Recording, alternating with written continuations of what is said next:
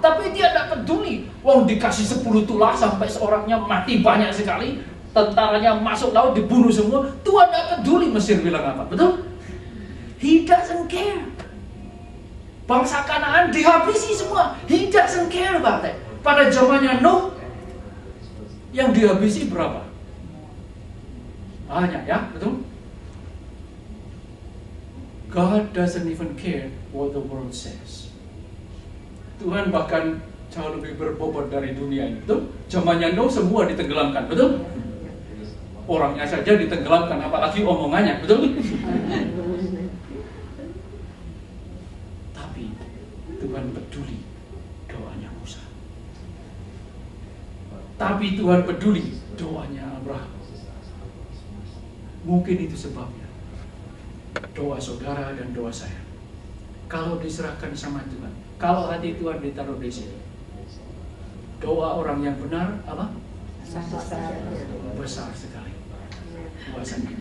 Dan seringkali apalagi kita bersama bersatu menentukan jalannya sejarah. Sejarah gereja ini juga ditentukan di lutut saudara. Amen. Praise the Lord. Ya. Apa nanti saudara berdoa minta sama Tuhan, masalah gedung, masalah tempat, dan apalagi masalah jiwa. Ya. Tuhan menaruh sebagian dari keputusan itu di hati kita.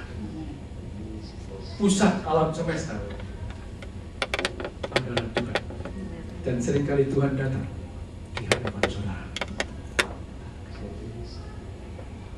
Pada waktu tahun 1948, itu bangsa Israel dikumpulkan dan menjadi sekarang negara Israel. Waktu itu yang jadi presiden yang kepilih 4 kali di Amerika FDR, ya, Franklin Delano Roosevelt. Tapi kemudian dia mati, ya karena dia itu kepilih karena zaman perang itu kepilih lagi zaman emergency, ya, jadi kepilih. Dan yang gantikan adalah Harry Truman. Waktu itu saya lihat di film sejarahnya itu, Inggris pun itu bangsa Israel yang mau kembali ke Israel itu sampai dihalangi oleh tentara, oleh kapal-kapal Inggris, the Royal Navy, try to block the Israel from going back to Palestine. Pemimpin-pemimpin dunia tidak setuju kalau Israel itu dikasih satu negara. Hanya Harry Truman setuju. Penasehatnya tidak setuju juga. Tapi dilawan semua, dia setuju. Jadi kalau bangsa Israel itu bisa terbentuk tahun 48 itu yang jadi MVP, Most Valuable Player, itu mungkin Harry Truman. Tapi Harry Truman ini ketika kecil dibesarkan oleh neneknya yang takut sama Tuhan. Selalu diajar berdoa dan dibacakan firman Tuhan dan dikasih tahu, siapa yang memberkati umatku akan kuberkati, siapa yang mengutuk akan aku kutuk. Jadi rupanya itu di dalam Harry Truman itu sebagai orang yang takut sama Tuhan, maka dia percaya kepada itu firman dan negara itu jadi. Memang banyak pertemuan politik, memang ada meeting di PBB. Tapi karena Amerika waktu itu, ya dalam perang dunia kedua itu dia jadi MVP, ya. Amerika jadi Most Valuable Player. Belum tentu Inggris bisa mengalahkan Jerman kalau tidak ada Amerika. Belum tentu Indonesia bisa merdeka kalau Jepang tidak dipukul oleh Amerika. Tapi rupanya terlebih dahulu ditentukan di lutut Harry Truman, di lututnya dia punya nenek. Seringkali Tuhan sengaja menaruh hati di dalam kita supaya kita lebih menjadi seperti dia. Identitas kita yang utama memang kita miliknya dia, tapi lebih daripada itu dia mau menjadikan kita seperti dia. Itu sebabnya Musa bisa berdoa semacam itu, ya, dan juga Abraham bisa berdoa semacam itu. Dan kemudian together with God we will also have influence in history. Bersama Tuhan kita bisa juga diajak oleh Tuhan untuk menentukan jalannya sejarah. Nebukadnezar, masih ingat? Nebukadnezar dikasih mimpi, betul? Dan tidak ada orang yang bisa tahu mimpinya apa, betul? Tidak Daniel, ya. Dan Tuhan sedang bekerja hari-hari ini juga seperti itu, ya. Nebukadnezar dikasih mimpi, kemudian Daniel di sana disuruh sama Tuhan berdoa berpuasa. Nebukadnezar marah sekali. Dia bilang, siapa tidak bisa kasih tahu apa mimpiku dan tafsirkan. Nanti orang-orang pintar, artinya dukun-dukun itu semua penanya, bunuh semua.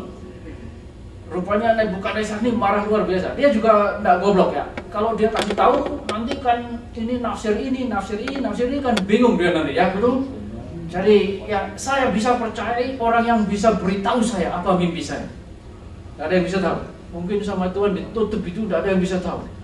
Kemudian Daniel, Sadrak, Abednego berdoa, dibukakan mimpimu ini. Kamu lihat satu patung yang luar biasa dahsyatnya, besar sekali. Kepalanya dari emas, ini dari perak, ini dari perunggu, kakinya ini campur dari besi dan dari tanah liat. Wih, luar biasa. Itu simbol dari nanti negara Babilonia. Babilonia akan jatuh oleh Persia. Persia jatuh nanti oleh Greka, oleh Alexander Agung. Setelah itu Alexander Agung akan jatuh oleh Romawi. Dan kemudian di kerajaan Allah akan muncul di sana. Itu kerajaan itu Nebukadnezar masih jaya. Tapi Tuhan sudah tahu kamu bakal jatuh oleh Persia. Persia bakal jatuh oleh Alexander Agung. Alexander Agung jatuh nanti oleh Romawi. Siapa yang mengatur sejarah? God. Tuhan sudah tahu semuanya itu. Jadi paling indah itu kalau kita melekat sama Tuhan.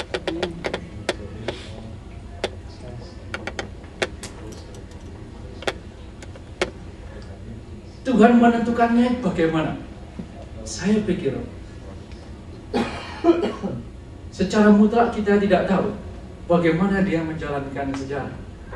Tapi ada bagian yang dia beritahu kepada kita. Itu yang kita bisa tahu. Berjalan bersama Tuhan itu bukan masalah intelijensia. Ya. Knowing God is not a matter of superior intelligence. Karena itu orang-orang yang pintar ya, seperti Francis Crick ya, yang co-discover of DNA, yang menemukan apa? DNA itu. Dia pintar sekali. Dan dia lihat bahwa teori evolusi Darwin itu omong kosong itu. Dia lihat dalam satu sel itu ada kompleksitas, ada satu intelijensia yang luar biasa. Dia bilang begitu rumitnya, begitu dahsyatnya, sehingga sel yang diciptakan itu untuk mata nanti tidak keliru. Sel mata tidak menciptakan rambut ya. Kalau sel mata menciptakan rambut, mata saudara berambut ya, gitu ya. Itu diciptakan mulai dari satu sel, DNA di sana, RNA di sana, diciptakan dahsyat. Dia bilang it is impossible. Itu lebih kompleks dari superkomputer. Kecil luar biasa. Dia bilang kalau Darwin bilang ini asalnya dari benda mati, muncul lebih sedikit naik, sedikit naik. Dia bilang itu nonsense. Dia sama-sama ateisnya, cuma yang ini itu teori goblok-gobloknya Darwin. Kok orang bisa percaya dibodohi kayak gitu ya? Tapi Francis Crick karena Anda kenal Tuhan, dia bilang, nah sekarang kalau teorinya Darwin tidak jalan, teorimu bagaimana? Mana mungkin muncul manusia itu? Dia bilang, iya betul. Kalau dari misalnya primordial soup seperti ini, dari lumpur ya, lumpur sebelum zaman dahulu kala itu nanti kena sinar matahari, kena temperatur seberapa, tiba-tiba ada loncatan dari benda mati kepada benda hidup. Itu sudah omong kosong. Ya. Dia bilang mungkin ada makhluk luar angkasa. Dia bilang datang ke dunia dan kemudian menebar sperma di dunia dan kita jadi dari sana. Dia bilang gitu. Dia tidak bisa beriman kepada Tuhan, dia bisa beriman kepada ET, ya apa? Extraterrestrial itu. Jadi Bukan karena pandai orang bisa kenal Tuhan